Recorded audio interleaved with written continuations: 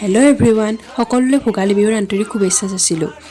আজি উৰুকাৰ পিছদিনা মানে দুমাহীৰ দিনা আমি ধুনীয়াকৈ ৰাতিপুৱা গা পা ধুই এয়া মেজি জ্বলোৱা চাবলৈ গৈ আছোঁ। পৰা আহিয়ে প্ৰথমে এয়া কণী খাই ল'লোঁ। আমাৰ এইফালে সকলোৱে মানে দুমাহীৰ দিনা ৰাতিপুৱা কণী খায়েই।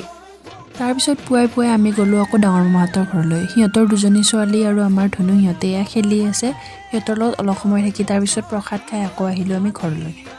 তাৰ পৰা আহি মই প্ৰথমে মা পাপা আৰু আইতাৰ আশীৰ্বাদ ল'লোঁ যাতে বছৰটো ভালে কুশলে যায় বুলি। তাৰপিছত আমি সকলোৱে মিলি উৰুকাৰ দিনাই বনোৱা ভাত আঞ্জাৰে ৰাতিপুৱাৰ সাজ একেলগে খালোঁ। পিছে বিহু বুলি আজি এটা ভাল খবৰ, আমাৰ ঘৰলৈ আজি এটা নতুন সদস্য আহিছে, মানে আমাৰ গৰুটোৱে আজি পোৱালি দিছে। এয়া কি জানেনে, এয়া হৈছে গৰুৱে পোৱালি দিয়াৰ পিছত ওলোৱা প্ৰথম গাখীৰখিনি।